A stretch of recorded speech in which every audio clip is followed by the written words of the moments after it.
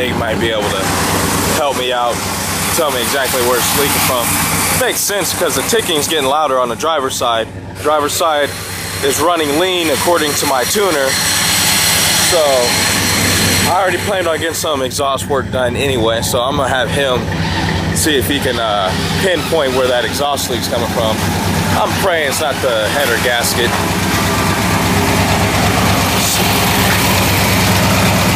So you can hear it really good right here. I replaced my idle air control valve. Seems to be making it idle a little bit better.